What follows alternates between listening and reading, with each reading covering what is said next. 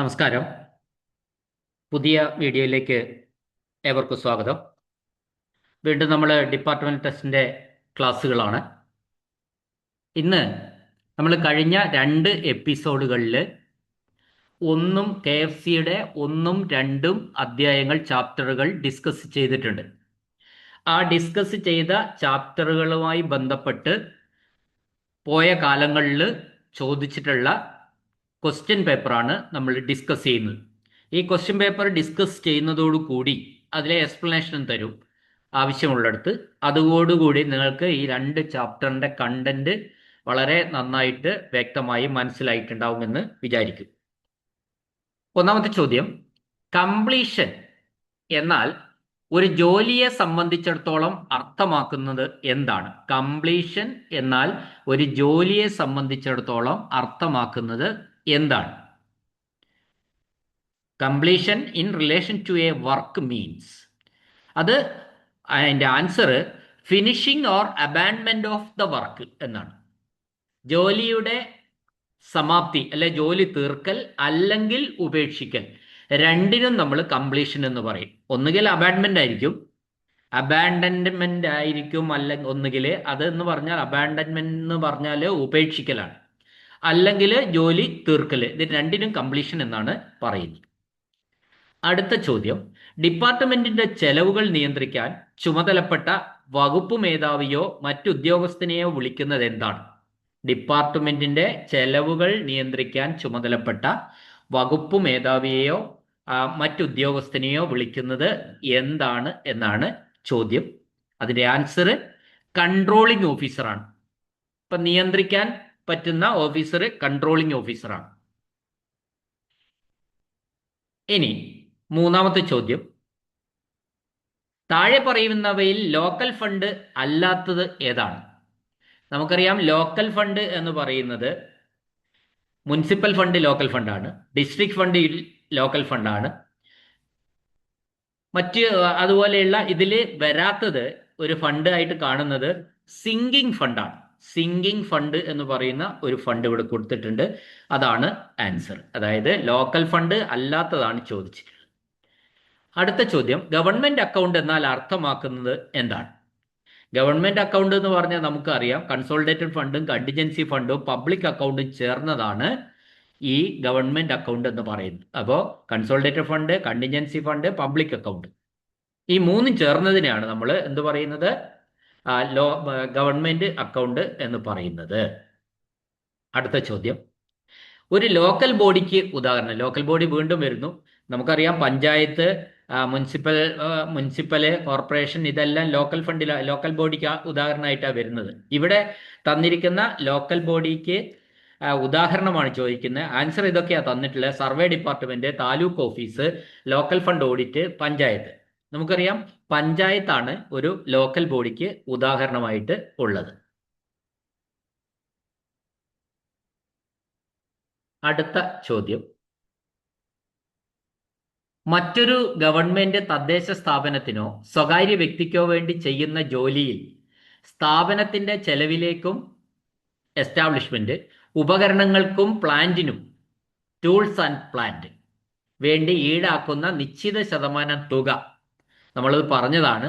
ഒരു ഗവൺമെന്റ് തദ്ദേശ സ്ഥാപനത്തിനോ അല്ലെങ്കിൽ വ്യക്തിക്കോ വേണ്ടി ഒരു വർക്ക് ചെയ്യുന്ന സമയത്ത് ഗവൺമെന്റിന്റെ സംവിധാനത്തിലുള്ള പ്ലാന്റുകളും ഉപകരണങ്ങളും ഉപയോഗിച്ചാൽ, ആ വർക്ക് ചെയ്യാൻ വേണ്ടി പ്ലാന്റുകളും ഉപകരണങ്ങളും ഉപയോഗിച്ചാൽ നമ്മൾ ആ പ്രവൃത്തിയുടെ ആകെ മൂല്യത്തിൽ നിന്ന് ഒരു നിശ്ചിത ശതമാനം തുക ഇതിൽ പിടിക്കും. അതിനാണ് നമ്മൾ എന്ത് പറയുന്നത്? സെന്റേജ് ചാർജ് എന്ന് പറയും. വളരെ ഇമ്പോർട്ടൻ്റ് ആണ് സെന്റേജ് ചാർജ്. ഓക്കെ, അടുത്ത ചോദ്യം, സർക്കാരിന്റെ എല്ലാ ചെലവുകളും ഓഡിറ്റ് ചെയ്യുന്നതിന് ഉത്തരവാദിത്തപ്പെട്ടത് ആരാണ്? സർക്കാരിന്റെ എല്ലാ ചെലവുകളും ഓഡിറ്റ് ചെയ്യുന്നത് ആരാണ്? ആൻസർ അക്കൗണ്ടന്റ് ജനറൽ ആണ്, അഥവാ AG.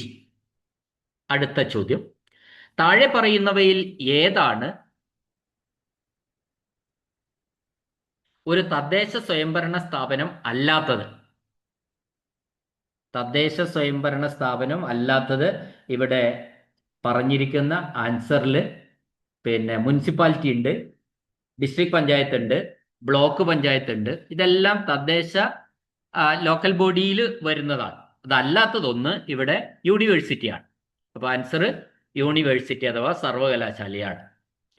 അടുത്ത ചോദ്യം, സംസ്ഥാനത്തിന്റെ റവന്യൂ എന്നാൽ എന്താണ്? സംസ്ഥാനത്തിന്റെ റവന്യൂ എന്ന് പറയുന്നത് എന്താണ് എന്നാണ് ചോദ്യം. ഉത്തരം, നികുതികളായും സംസ്ഥാനത്തിന്റെ മൂലധന വരവുകളായും സർക്കാരിന് ലഭിക്കുന്ന പണം ആണ് സർക്കാരിന്റെ ഒരു റവന്യൂ എന്ന് പറയുന്നത്. അടുത്ത ചോദ്യം, കേരള ഫിനാൻഷ്യൽ കോഡിലെ ഏത് ആർട്ടിക്കിളിലാണ് സെന്റേജ് ചാർജ് നിർവചിച്ചിരിക്കുന്നത്? സെന്റേജ് ചാർജ് നിർവചിച്ചിരിക്കുന്ന ആർട്ടിക്കിൾ എന്ന് പറയുന്നത് ആർട്ടിക്കിൾ 3 ആണ്. ആർട്ടിക്കിൾ 3 സെന്റേജ് ചാർജ് പറഞ്ഞിരിക്കുന്നത്.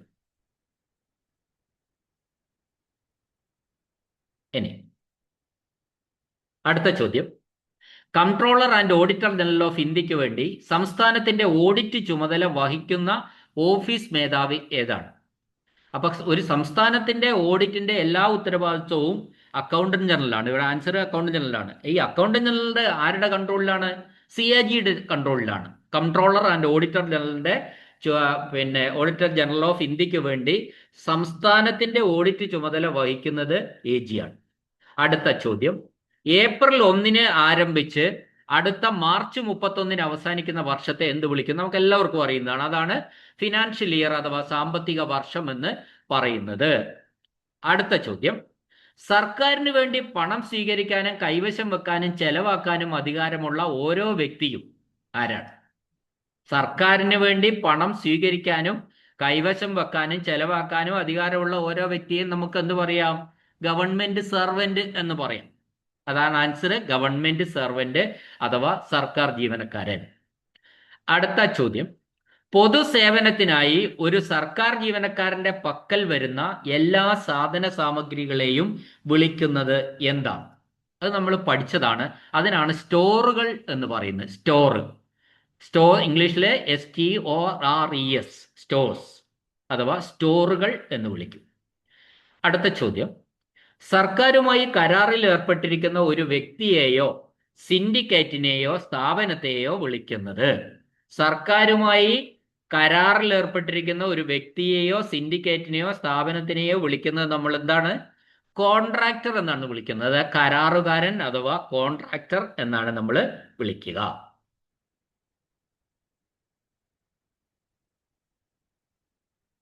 ഇനി ഒരാൾ ഒരു ജോലി ഏറ്റെടുത്തു നടത്തുന്നതിന് എന്ത് വിളിക്കുന്നു എന്നാണ്. ഒരാള് കോൺട്രാക്ടറാണ് ഈ കരാർ ജോലി ഏറ്റെടുത്ത് നടത്തുന്നത്. ആ കരാറിനെ എന്ത് വിളിക്കും? ഒരാൾ ഒരു ജോലി ഏറ്റെടുത്ത് നടത്തുന്നതിനെ എന്ത് വിളിക്കുന്നു എന്നാണ് ചോദ്യം. അവിടെ നമുക്ക് കരാർ അഥവാ കോൺട്രാക്ട് എന്ന് വിളിക്കാം. അടുത്ത ചോദ്യം, ഒരു കെട്ടിട നിർമ്മാണത്തിന് 1 ലക്ഷം രൂപയുടെ വിശദമായ എസ്റ്റിമേറ്റിന് PWD ഉദ്യോഗസ്ഥൻ നൽകുന്ന അനുമതി അറിയപ്പെടുന്നത്? അപ്പോൾ അത് എസ്റ്റിമേറ്റിന് അനുമതി നൽകുന്നതിന് നമ്മൾ പറയുന്നത് ടെക്നിക്കൽ സാങ്ഷൻ എന്നാണ്, സാങ്കേതിക അനുമതി. ആ സാങ്കേതിക അനുമതിയാണ് എസ്റ്റിമേറ്റിന് ഉദ്യോഗസ്ഥൻ നൽകുന്ന അനുമതി എന്ന് പറയുന്നത്. സാങ്കേതിക അനുമതി ആൻസർ. അടുത്ത ക്വസ്റ്റ്യൻ, ഒരു ജില്ലയിലെ റവന്യൂ അഡ്മിനിസ്ട്രേറ്റർ എന്ന് പറയുന്നത് ആരാണ്? ഒരു ജില്ലയിലെ റവന്യൂ അഡ്മിനിസ്ട്രേറ്റർ എന്ന് പറയുന്നത് ജില്ലാ കലക്ടറാണ്. ആൻസർ ജില്ലാ കലക്ടർ. അടുത്ത ചോദ്യം, ഫസ്റ്റ് ആൻഡ് ഫൈനൽ പേയ്മെന്റ് എന്നാൽ എന്താണ്? ഒരു വർക്കിനെ സംബന്ധിച്ചാണ് ഇത് പറയുന്നത്.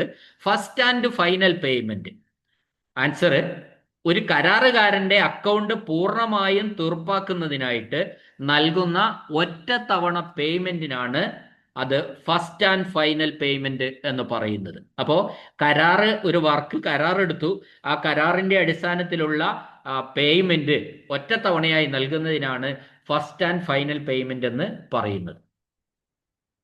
അടുത്ത ചോദ്യം, ഒരു റണ്ണിംഗ് അക്കൗണ്ടിൽ കരാറുകാരന് കരാർ പൂർത്തിയാക്കിയ ശേഷം നൽകുന്ന അവസാന പേയ്മെന്റിനെ എന്ത് വിളിക്കുന്നു എന്നാണ്.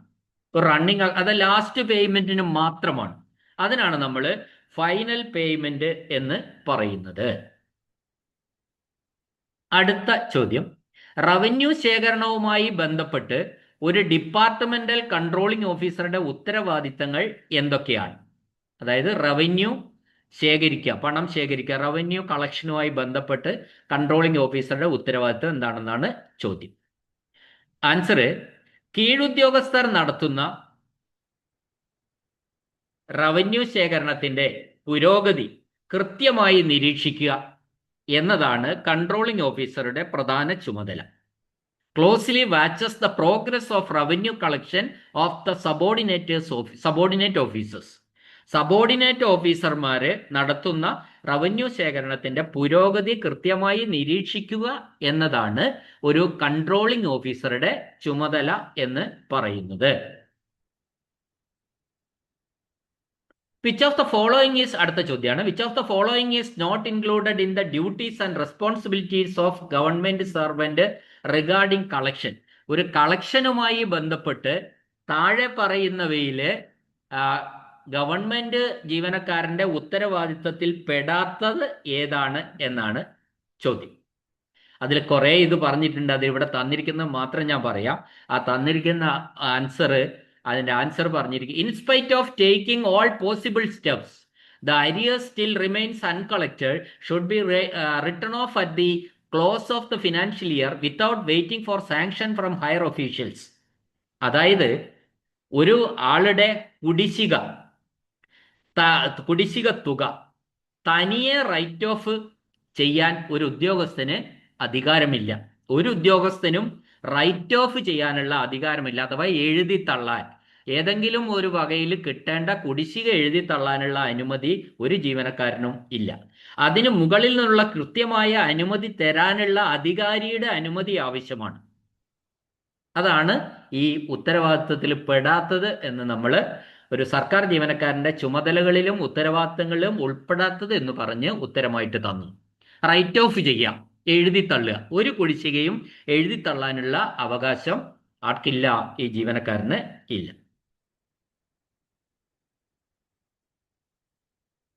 അടുത്ത ചോദ്യം, ഓരോ ഉദ്യോഗസ്ഥനും ദിവസേന പിരിച്ചെടുക്കുന്ന തുക ട്രഷറിയിൽ അടയ്ക്കേണ്ടത് എപ്പോഴാണ് എന്നാണ് ചോദ്യം. അങ്ങനെ ട്രഷറിയിൽ അടയ്ക്കേണ്ടത് പിറ്റേ ദിവസം തന്നെയാണ്, തൊട്ടടുത്ത പ്രവൃത്തി ദിവസം തന്നെയാണ് ട്രഷറിയിൽ അടയ്ക്കേണ്ടത്. അടുത്ത ചോദ്യം,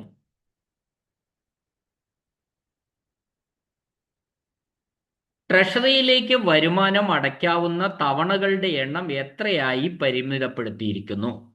അതായത് റവന്യൂ വരുമാനം ട്രഷറിയിലേക്ക് അടയ്ക്കാൻ അതൊരു മാസത്തിൽ ഇത്ര തവണ എന്ന് ലിമിറ്റ് ചെയ്തിട്ടുണ്ട്. അത് എത്ര തവണയായിട്ട് ലിമിറ്റ് ചെയ്തിട്ടുണ്ട് എന്നാണ് ചോദ്യം. അതിന്റെ ആൻസർ മാസത്തിൽ 2 തവണ എന്നാണ് അർത്ഥം, ഉത്തരം. അപ്പോൾ റവന്യൂ വരുമാനം അടയ്ക്കാവുന്ന തവണകളുടെ എണ്ണം മാസത്തിൽ 2 തവണയാണ്. അതൊക്കെ കാലാകാലങ്ങളിലും മാറ്റം വരുത്താവുന്നതാണ്. നമ്മളിപ്പോൾ ചോദിച്ച ഒരു ക്വസ്റ്റ്യൻ ഇവിടെ ഡിസ്കസ് ചെയ്തു എന്ന് മാത്രമേ ഉള്ളൂ. അടുത്ത ചോദ്യം, ഓരോ ദിവസത്തെയും കളക്ഷൻസ് ട്രഷറിയിൽ അടച്ചിട്ടുണ്ടെന്ന് ഒരു തഹസിൽദാർ എങ്ങനെയാണ് ഉറപ്പുവരുത്തുന്നത്? അപ്പൊ അതിന്റെ ആൻസർ, ചെലാൻ രസീതുകൾ ശരിയായി സൂക്ഷിക്കുന്നതിലൂടെ, അതിന്റെ ട്രഷറിയിൽ അടച്ചതിന്റെ ചെലാൻ രജിസ്റ്റർ കൃത്യമായി ഫയൽ ചെയ്യുന്നതിലൂടെ നമുക്ക് ഉറപ്പിക്കാൻ പറ്റും ഓരോ ദിവസത്തെയും കളക്ഷൻസ് ട്രഷറിയിൽ അടച്ചിട്ടുണ്ട് എന്ന്.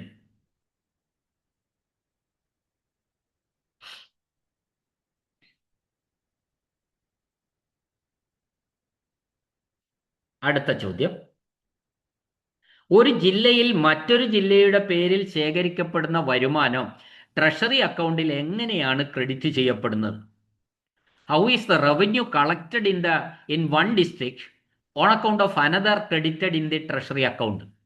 മറ്റൊരു ജില്ലയ്ക്ക് വേണ്ടി വേറൊരു ജില്ലയുടെ ട്രഷറിയിൽ ശേഖരിക്കപ്പെടുന്ന കളക്ഷൻസ് ട്രഷറി അക്കൗണ്ടിൽ എങ്ങനെയാണ് ക്രെഡിറ്റ് ചെയ്യുന്നതെന്നാണ് ചോദ്യം.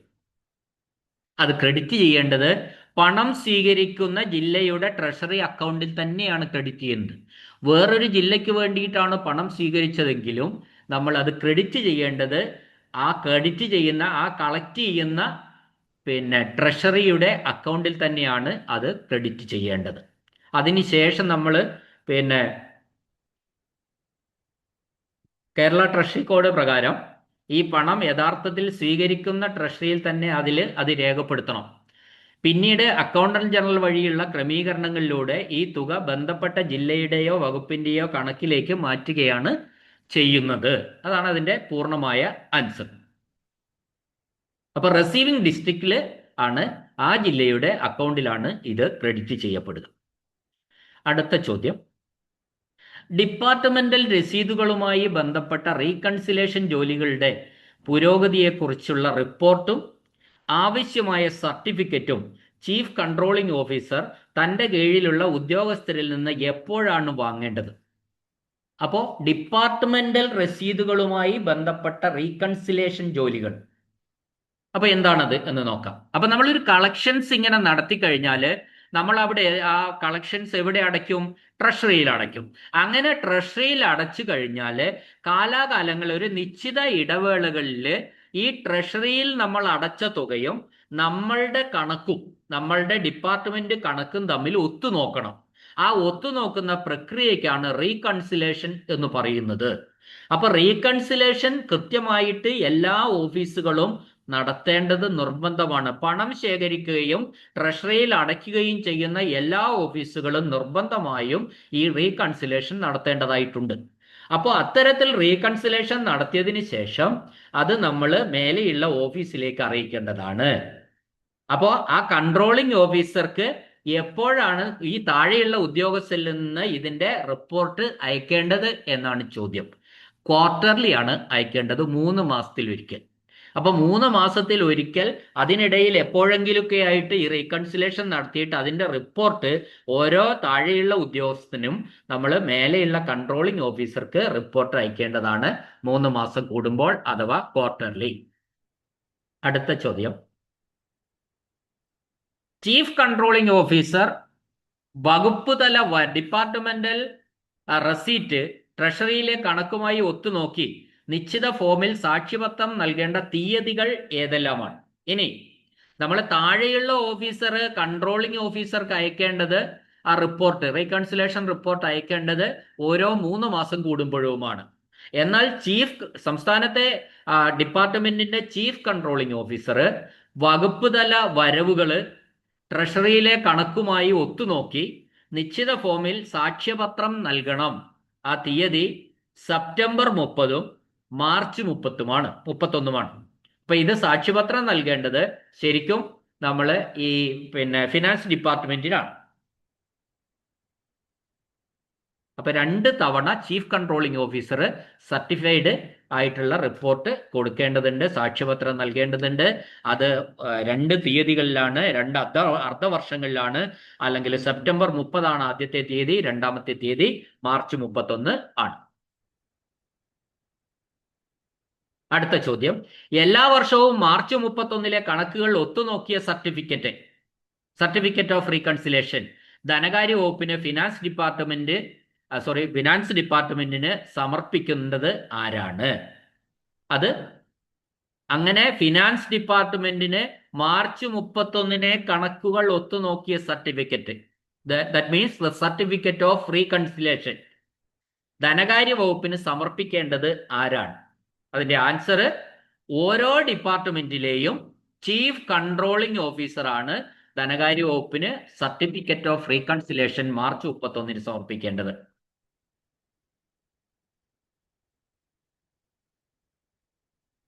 അടുത്ത ചോദ്യം, റവന്യൂ കളക്ഷൻ പരിശോധിക്കുമ്പോൾ ഇൻസ്പെക്ടിംഗ് ഓഫീസറുടെ പ്രധാന ചുമതലകളിൽ ഒന്ന് ഏതാണ്?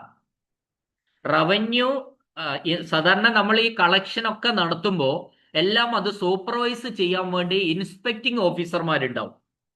അപ്പോൾ ഇൻസ്പെക്ടിംഗ് ഓഫീസറുടെ പ്രധാന ചുമതലകളിൽ ഒന്ന് ഏതാണ് എന്നാണ് ചോദ്യം.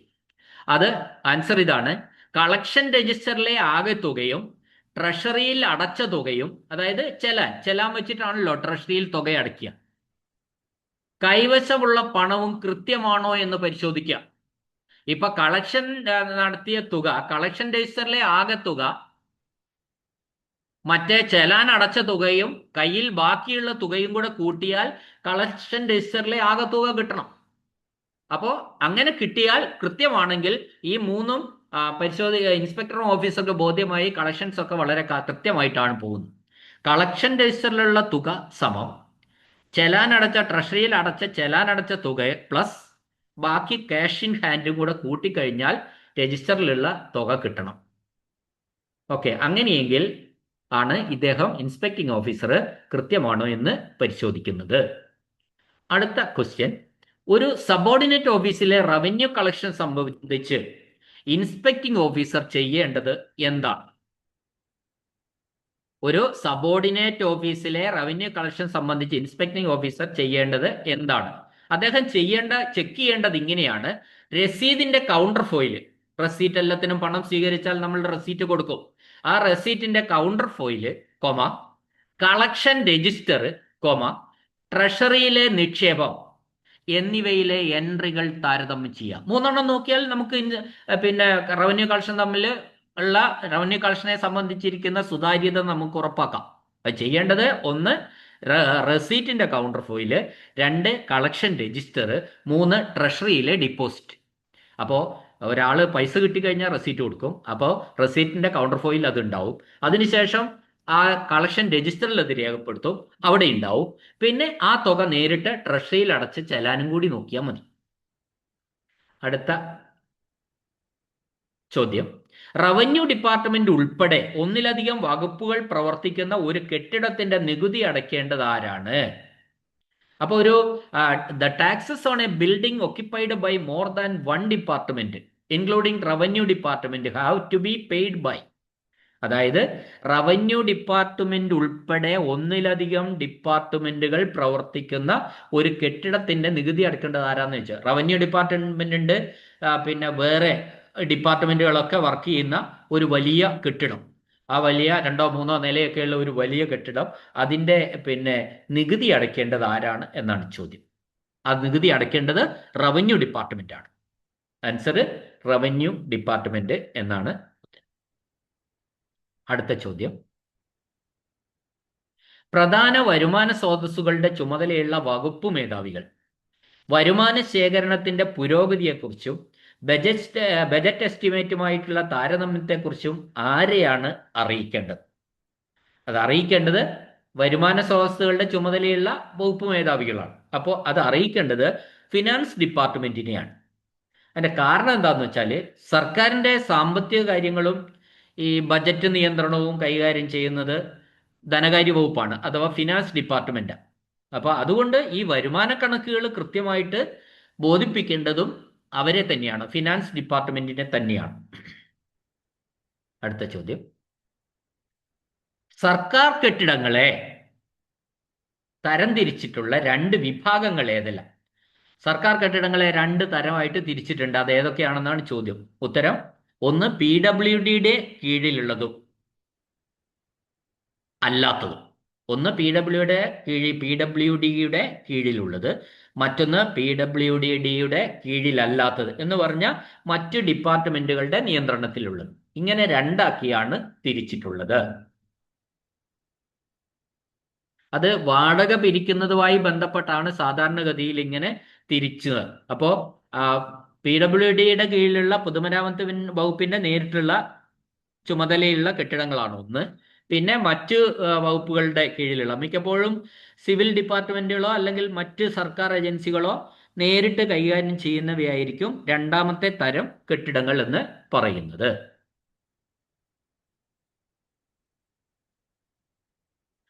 PWDയുടെ വളരെ പ്രധാനപ്പെട്ട ചോദ്യമാണ്, ശ്രദ്ധിക്കണേ. PWDയുടെ ചുമതലയുള്ള താമസയോഗ്യമായ കെട്ടിടങ്ങളുടെ വാടക ഈടാക്കുന്നതിന്റെ പ്രധാനപ്പെട്ട ഉത്തരവാദിത്വം എക്സിക്യൂട്ടീവ് എഞ്ചിനീയർക്കാണ്. അതെല്ലാവർക്കും അറിയാം. PWD കെട്ടിടങ്ങളുടെ വാടക ഈടാക്കേണ്ടതിന്റെ ഉത്തരവാദിത്വം ഇക്കാണ്, അഥവാ എക്സിക്യൂട്ടീവ് എഞ്ചിനീയർക്കാണ്. എന്നാൽ ഇതേ ഉത്തരവാദിത്വമുള്ള മറ്റ് അതോറിറ്റികൾ ആരൊക്കെയാണ് എന്നാണ്, അതാണ് ചോദ്യം. ഇതേ ഉത്തരവാദിത്വമുള്ള മറ്റ് അതോറിറ്റികൾ ആരൊക്കെയാണ്? അപ്പോൾ ഇതേ ഉത്തരവാദിത്വം ആർക്കൊക്കെ ഉണ്ട്? നമ്മൾ പിന്നെ മറ്റു കെട്ടിടങ്ങളുടെ കാര്യത്തിലാണെങ്കിൽ നമുക്ക് ഉത്തരവാദിത്വം എന്ന് പറയുന്നത്, 1 താമസിക്കുന്ന ഈ കെട്ടിടത്തിൽ താമസിക്കുന്ന ഉദ്യോഗസ്ഥന് തന്നെ ഉത്തരവാദിത്വമുണ്ട്. കാരണം എന്താന്ന് പറഞ്ഞാൽ, ആ ഉദ്യോഗസ്ഥൻ സെൽഫ് ഡ്രോയിങ് ഓഫീസർ ആണെങ്കിൽ അയാൾ നേരിട്ട് അദ്ദേഹത്തിന്റെ വാടക, ആ താമസിക്കുന്ന കെട്ടിടത്തിന്റെ വാടക ട്രഷറിയിൽ അടയ്ക്കാൻ ബില്ലുകളിൽ കുറവ് ചെയ്യാൻ ബാധ്യത അയാൾക്കുണ്ട്. രണ്ടാമത്തത് ശമ്പളം നൽകുന്ന ഉദ്യോഗസ്ഥനാണ്, DDO, drawing and dispersing officer. അപ്പോൾ ഒരു ഓഫീസിലുള്ള ഒരു സ്ഥാപനത്തിലെ മുഴുവൻ ജീവനക്കാരുടെയും HRA അഥവാ വീട്ടുവാടക വാങ്ങി ബില്ലിൽ കുറവ് ചെയ്ത് അടയ്ക്കേണ്ട ഉത്തരവാദിത്വം ബന്ധപ്പെട്ട DDOയ്ക്കാണ്. അതായത് സ്ഥാപന മേധാവി ആയിട്ടുള്ള DDOമാര്, അതായത് ശമ്പളം നൽകുന്ന ഉദ്യോഗസ്ഥൻ, അവരാണ് ജീവനക്കാരുടെ വീട്ടുവാടക ബില്ലിൽ കുറവ് ചെയ്തിട്ട് അടയ്ക്കുക. പിന്നെയുള്ള ഉത്തരവാദിത്വം ട്രഷറി ഓഫീസർക്കാണ്. അപ്പൊ പ്രധാനമായിട്ട് ഈ 3 പേർക്കാണ് ഇതേ ഉത്തരവാദിത്തമുള്ള മറ്റുള്ളവർ. ഒന്ന് സ്വയം ജീവനക്കാരൻ തന്നെ, മറ്റൊന്ന് ശമ്പള വിതരണ ഉദ്യോഗസ്ഥൻ, മൂന്നാമത്തത് ട്രഷറി ഓഫീസർ. ഈ 3 പേർക്ക് കൂടി ഈ വീട്ടുവാടക എന്ന് പറഞ്ഞ പോരാ, കെട്ടിടങ്ങളുടെ വാടക പിരിച്ച് അടയ്ക്കാനുള്ള ഉത്തരവാദിത്തം ഉണ്ട് എന്നാണ് പറഞ്ഞത്, എക്സിക്യൂട്ടീവ് എഞ്ചിനീയറെ പോലെ തന്നെ.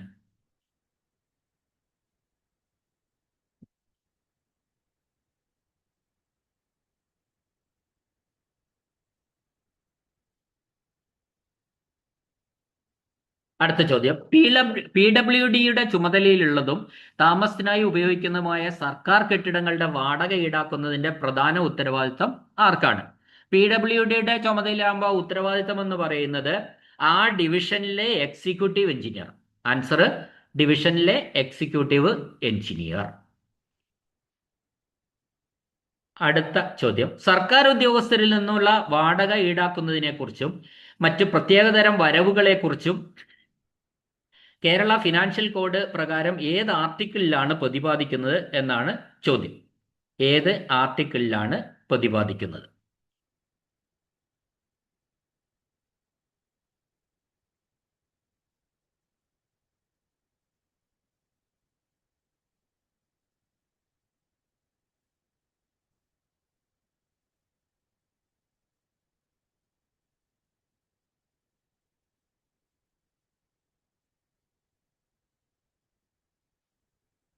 അതിന്റെ ആർട്ടിക്കിള് ചെക്ക് ചെയ്യണം. Chief controlling officer of the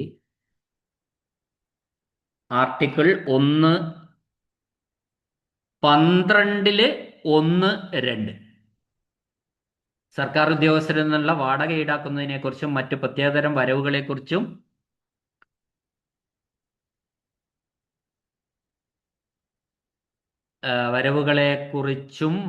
Kerala financial കോഡിൽ ഏത് ആർട്ടിക്കിളിലാണ് പ്രതിപാദിക്കുന്നതെന്നാണ് ചോദ്യം. Answer article 12(1)(2) ഉപവകുപ്പുകൾ. ആർട്ടിക്കിൾ 12(1)(2)ലാണ് അത് പ്രതിപാദിച്ചിട്ടുള്ളത്. അടുത്ത ചോദ്യം,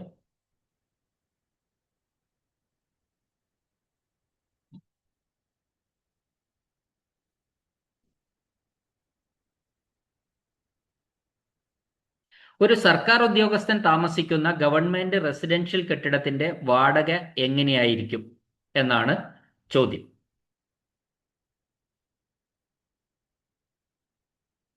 ഒരു സർക്കാർ ഉദ്യോഗസ്ഥൻ താമസിക്കുന്ന ഗവൺമെന്റ് റെസിഡൻഷ്യൽ കെട്ടിടത്തിന്റെ rent of the residential government building occupied by a government employee shall be, അതെങ്ങനെയായിരിക്കും എന്നാണ് ചോദ്യം. ആ ചോദ്യത്തിന്റെ അർത്ഥം ഞാൻ ആൻസർ പറയുമ്പോൾ പറയാം.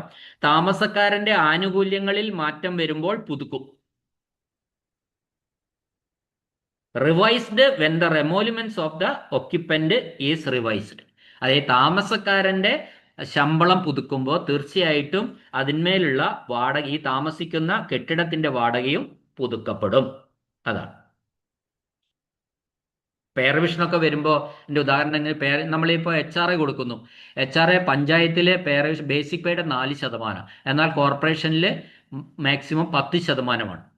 അപ്പോൾ ഇങ്ങനെ മുനിസിപ്പാലിറ്റി, ജില്ലാ ആസ്ഥാനമായിട്ടുള്ള മുനിസിപ്പാലിറ്റിയിൽ 8% ഈ HRA എന്ന് പറയുന്നത് ബേസിക് പേയുടെ. അപ്പോൾ നമ്മളുടെ ബേസിക് പേ മാറുമ്പോൾ എന്തായി, ശരിക്കും ഈ വാടകയും മാറുകയാണ്. അപ്പോൾ എമോലുമെന്റ്സ് റിവൈസ് ചെയ്യുമ്പോൾ വാടകയും റിവൈസ് ചെയ്യപ്പെടും.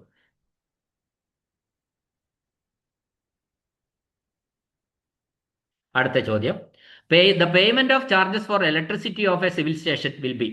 ഒരു സിവിൽ സ്റ്റേഷനിലെ വൈദ്യുത ചാർജ് നൽകുന്നത് ആരാണ്? അത് ആൻസർ ജില്ലാ കളക്ടറാണ്.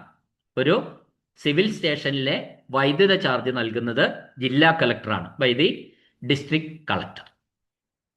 അടുത്ത ചോദ്യം, പെൻഷൻ പറ്റിയ ഒരു വാടകക്കാരനെ ഏത് വിഭാഗത്തിലാണ് ഉൾപ്പെടുത്തുന്നത്? പെൻഷൻ പറ്റിയ ഒരു വാടകക്കാരൻ എന്ന് പറഞ്ഞാൽ അതിന്റെ അർത്ഥം, പെൻഷൻ പറ്റി എന്ന് പറയുമ്പോൾ അയാളെ ഉൾപ്പെടുത്തുന്നത് ഗവൺമെന്റ് സർവീസിൽ ഇല്ലാത്തയാളായിട്ടാണ്. ആൻസർ ഗവൺമെന്റ് സർവീസിൽ ഇല്ലാത്തയാൾ എന്നാണ് ആൻസർ പറയേണ്ടത്, പെൻഷൻ പറ്റിയ ഒരു വാടകക്കാരൻ. അടുത്ത ചോദ്യം, ഗവൺമെന്റ് ഉടമസ്ഥയിലുള്ള ഒരു കെട്ടിടം പെൻഷൻകാരന് വാടകയ്ക്ക് നൽകുമ്പോൾ അയാളെ എങ്ങനെ പരിഗണിക്കും? അയാളെ ഒരു പ്രൈവറ്റ് പാർട്ടി ആയിട്ടാണ്, പ്രൈവറ്റ് പേഴ്സൺ ആയിട്ടാണ്, ആൻസർ പ്രൈവറ്റ് പേഴ്സൺ ആയിട്ടാണ് പരിഗണിക്കുക, അല്ലെങ്കിൽ ഒരു സ്വകാര്യ വ്യക്തിയായിട്ടാണ് പരിഗണിക്കുക. പെൻഷൻ പറ്റിയ ആൾ സർവീസിലുള്ള ആളല്ല. അപ്പോൾ അങ്ങനെയുള്ളയാൾക്ക് ഒരു വാടകയ്ക്ക് ഒരു സംഗതി കൊടുക്കുമ്പോൾ അയാളെ എന്തായിട്ട് പരിഗണിക്കും? ഒരു സ്വകാര്യ വ്യക്തിയായിട്ട് പരിഗണിക്കും. ഇനി, ഒരു വിരമിച്ച ഗവൺമെന്റ് ജീവനക്കാരൻ താമസിക്കുന്ന ഗവൺമെന്റ് കെട്ടിടത്തിന്റെ വാടക എങ്ങനെയാണ് ഈടാക്കേണ്ടത്?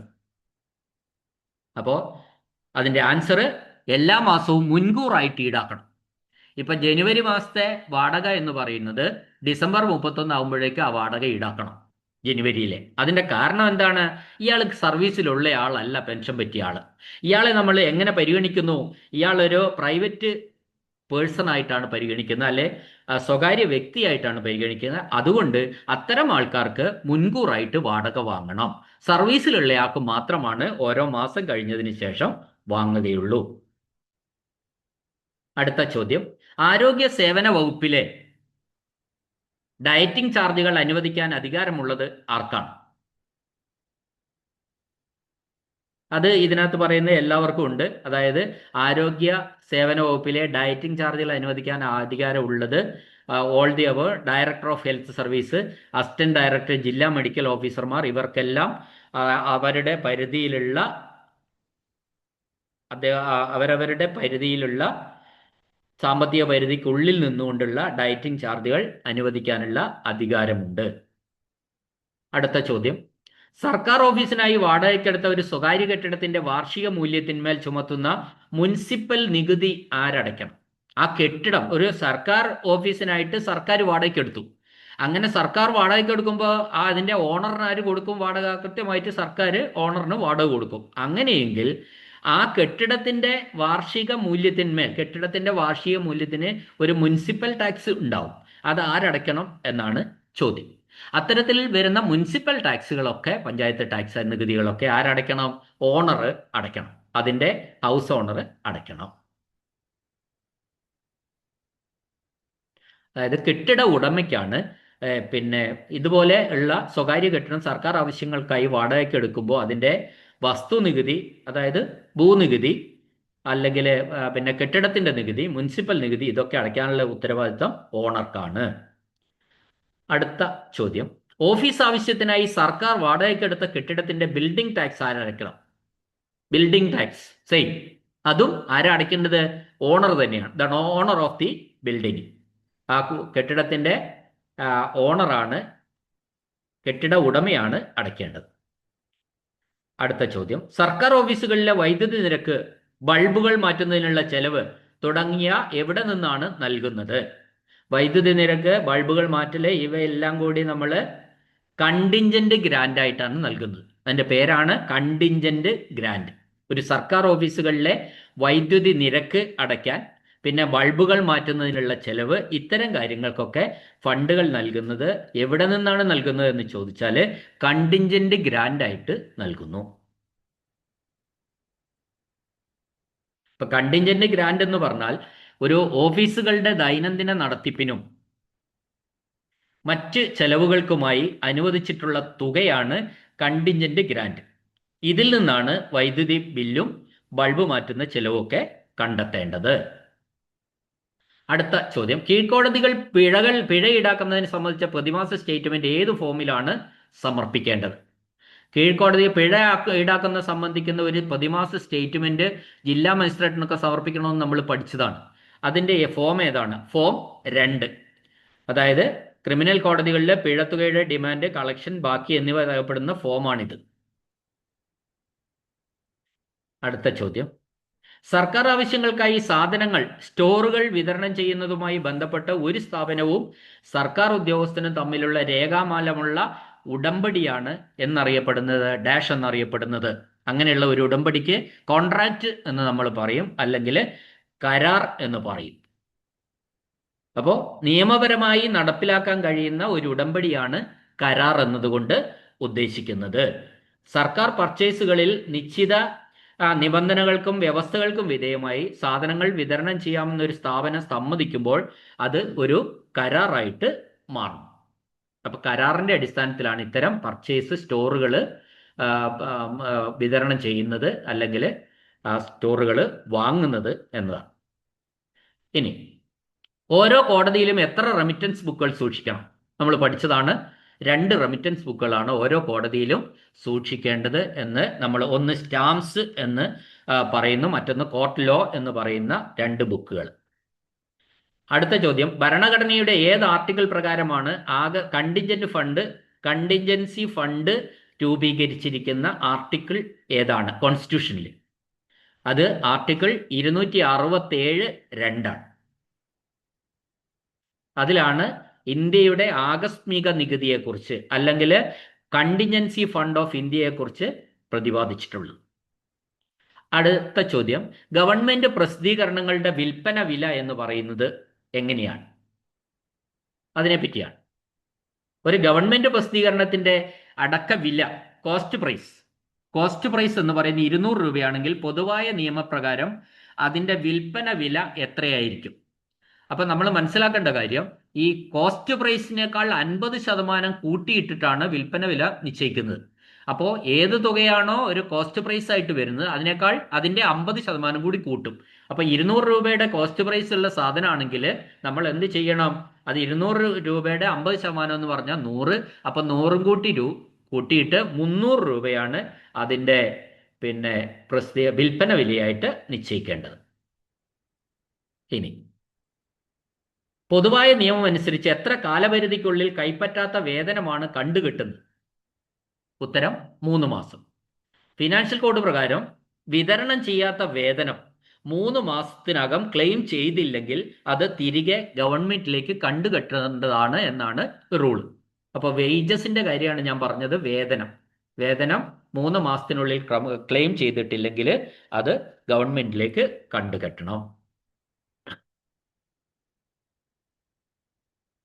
അടുത്ത ചോദ്യം, KFCയിൽ കേരള ഫിനാൻഷ്യൽ കോഡിൽ ക്രെഡിറ്റ് സെയിൽസിനെ കുറിച്ച് വിവരിക്കുന്ന ആർട്ടിക്കിൾ ഏതാണ്? ഇപ്പൊ സാധാരണഗതിയിൽ ഗവൺമെന്റ് സാധനങ്ങൾ ഒന്നും തന്നെ ക്രെഡിറ്റിൽ കൊടുക്കാൻ പാടില്ല എന്ന നിയമം, കടം കൊടുക്കാൻ പാടില്ല. എന്നാൽ ചില സംഗതികൾക്കൊക്കെ ചില സന്ദർഭങ്ങളിൽ ഉത്തരവ് വരാണ്ട്, പാല് അങ്ങനെയുള്ള കുറച്ച് സാധനങ്ങൾ, അതിനെ പറ്റിയുള്ള ആർട്ടിക്കിൾ ഏതാണെന്നാണ് ചോദിച്ചിരിക്കുന്നത്. അതിനെപ്പറ്റി പ്രതിപാദിക്കുന്ന, ക്രെഡിറ്റ് സെയിൽസിനെ കുറിച്ച് പ്രതിപാദിക്കുന്ന article 37 article 37 answer. Kerala financial code അനുസരിച്ച് ഈ ആർട്ടിക്കിൾ 37 പറയുന്ന സർക്കാർ വക സാധനങ്ങൾ കടമായി നൽകാൻ പാടില്ല എന്നാണ്. ക്രെഡിറ്റ് സെയിൽസ് പാടില്ല എന്നാണ്. പ്രത്യേക ഗവൺമെന്റ് ഉത്തരവ് ഉണ്ടെങ്കിൽ മാത്രമേ ഇതിന് ഇളവ് അനുവദിക്കുകയുള്ളൂ.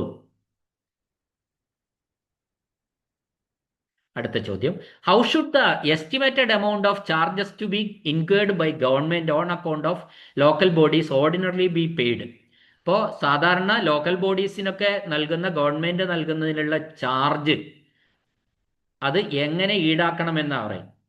അതായത് അഡ്വാൻസ് ആയിട്ട്, ഇൻ അഡ്വാൻസ് എന്നാണ് ആൻസർ. അതായത് തദ്ദേശ സ്വയംഭരണ സ്ഥാപനങ്ങൾക്ക് വേണ്ടി സർക്കാർ വഹിക്കേണ്ടി വരുന്ന ഏകദേശ ചിലവുകൾ സാധാരണയായിട്ട് എങ്ങനെ നൽകണം എന്നാണ്. അത് അഡ്വാൻസ് ആയിട്ട് നൽകണം എന്നാണ് ആൻസർ. സർക്കാരിലേക്ക് അഡ്വാൻസ് ആയിട്ട് അടച്ചു കൊടുക്കണം. അടുത്ത ചോദ്യം,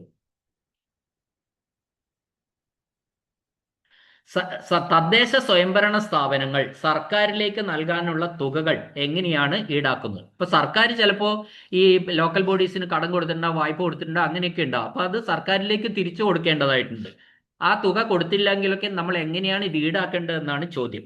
അത് ഗ്രാന്റ് ഇൻ എയ്ഡിൽ നിന്നും അഡ്ജസ്റ്റ് ചെയ്യണം. ഓരോ വർഷവും നമുക്ക് ഈ സർക്കാർ പഞ്ചായത്തുകൾക്ക് ഗ്രാന്റ് ഇൻ എയ്ഡ് കൊടുക്കും, ധനസഹായം കൊടുക്കും. അതിൽ നിന്ന് ഇത് കുറയ്ക്കണം, അതിൽ നിന്ന് ഈടാക്കണം എന്നാണ് ഈ തിരിച്ച് സർക്കാരിലേക്ക് ലോക്കൽ ബോഡികൾ, തദ്ദേശ സ്വയംഭരണ സ്ഥാപനങ്ങൾ സർക്കാരിലേക്ക് അടയ്ക്കാനുള്ള തുക ഇങ്ങനെ ഈടാക്കണമെന്നാണ് പറയുന്നത്.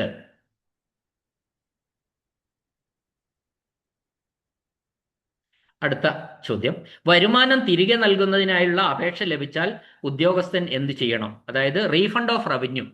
റീഫണ്ട് ഓഫ് റവന്യൂ എന്ന് പറഞ്ഞാൽ ഒരാൾക്ക് അധികമായി അടച്ചുപോയ സംഖ്യ തിരിച്ചു കിട്ടണം, അല്ലെങ്കിൽ അയാൾക്ക് അർഹതപ്പെട്ട തിരിച്ചു കിട്ടാൻ അർഹതയുള്ള ഒരു സംഖ്യ തിരിച്ചു കിട്ടണം. അപ്പോൾ അതിനാണ് നമ്മൾ റീഫണ്ട് ഓഫ് റവന്യൂ എന്ന് പറയുന്നത്. വരുമാനം തിരികെ നൽകുക, അങ്ങനെയുള്ള ഒരു അപേക്ഷ ലഭിച്ചാൽ ഉദ്യോഗസ്ഥൻ എന്ത് ചെയ്യണം എന്നാണ് ചോദ്യം. അത് രസീതുമായി ബന്ധപ്പെട്ട ഒറിജിനൽ റെക്കോർഡ് പരിശോധിച്ച് കണ്ടെത്തണം. അങ്ങനെ ഒരു റീഫണ്ടിന് ഒരു അപേക്ഷ ഒരാൾ തന്നാൽ നമുക്ക് അതുമായി ബന്ധപ്പെട്ട ഒറിജിനൽ റെക്കോർഡ് പരിശോധിച്ചിട്ട് കണ്ടെത്തണം. പണം തിരികെ നൽകുന്നതിന് മുമ്പ് ആ തുക നേരത്തെ സർക്കാരിലേക്ക് അടച്ചിട്ടുണ്ടോ എന്ന് ഉറപ്പുവരുത്താൻ ഒറിജിനൽ റെക്കോർഡുകൾ പരിശോധിക്കേണ്ടത് അത്യാവശ്യമാണ്. അതാണ്. ഒരേ കാര്യത്തിന് 2 തവണ റീഫണ്ട് വാങ്ങുന്നത് എങ്ങനെ തടയാം? അതാണ് അടുത്ത ചോദ്യം. ഒരേ കാര്യത്തിന് 2 തവണ റീഫണ്ട് വാങ്ങുന്നത് എങ്ങനെ തടയാം എന്നാണ് ചോദിച്ചിരിക്കുന്നത്. നേരത്തെ നൽകിയ, അത് ചെയ്യേണ്ടത് ഇതാണ്, ആൻസർ ഇതാണ്. നേരത്തെ നൽകിയ റെസീറ്റിന്റെ കൗണ്ടർ ഫോയിലിൽ റീഫണ്ട് വിവരങ്ങൾ രേഖപ്പെടുത്തേണ്ടതും കഴിയുമെങ്കിൽ റെസീറ്റ് തിരികെ വാങ്ങി നശിപ്പിച്ചു കളയേണ്ടതുമാണ്. ഒരാള് റീഫണ്ടിന് വേണ്ടി അപേക്ഷിച്ചു. അപ്പോൾ അയാൾക്ക് റീഫണ്ട് കൊടുക്കുന്നുണ്ടെങ്കിൽ എന്ത് ചെയ്യണം? നമ്മൾ ഈ ഡോക്യുമെന്റ്, ഇത് കളക്ഷന്റെ റെസീറ്റിന്റെ കൗണ്ടർ ഫോയില് ഇയാൾക്ക് തിരികെ കൊടുത്തു, റീഫണ്ട് ചെയ്തിട്ടുണ്ട് എന്ന കാര്യം രേഖപ്പെടുത്തണം. രണ്ടാമത്തെ കാര്യം, അയാളുടെ കയ്യിലുള്ള റെസീറ്റ് തിരികെ വാങ്ങിയിട്ട് നശിപ്പിച്ചു കളയുകയും ചെയ്യുക കഴിയുമെങ്കിൽ. ഈ 2 കാര്യങ്ങൾ ചെയ്താൽ നമുക്ക് എന്ത് ചെയ്യാൻ പറ്റും? ഒരു ഡ്യൂപ്ലിക്കേഷൻ, അതായത് ഒരേ കാര്യത്തിന് 2 തവണ റീഫണ്ട് വാങ്ങുന്നത് തടയാൻ വേണ്ടി കഴിയും.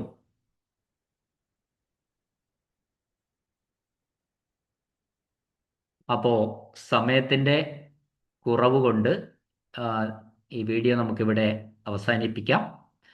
ഈ ചാപ്റ്ററിൽ കുറച്ച് ക്വസ്റ്റ്യൻസ് കൂടി ബാക്കിയുണ്ട്. അത് നമ്മൾ അടുത്ത പ്രീവിയസ് ക്വസ്റ്റ്യൻ ഡിസ്കസ് ചെയ്യുമ്പോൾ നമ്മൾ ചർച്ച ചെയ്യുന്നതാണ്. നിങ്ങൾക്ക് ഈ ക്വസ്റ്റ്യൻ പേപ്പറിൽ ഈ ക്വസ്റ്റ്യൻസ് ഡിസ്കസ് ചെയ്ത് നിങ്ങൾ സശ്രദ്ധം കേൾക്കുക. അങ്ങനെ കേട്ട് കഴിയുമ്പോൾ അതിനെ സംബന്ധിച്ച കാര്യങ്ങളൊക്കെ നമുക്ക്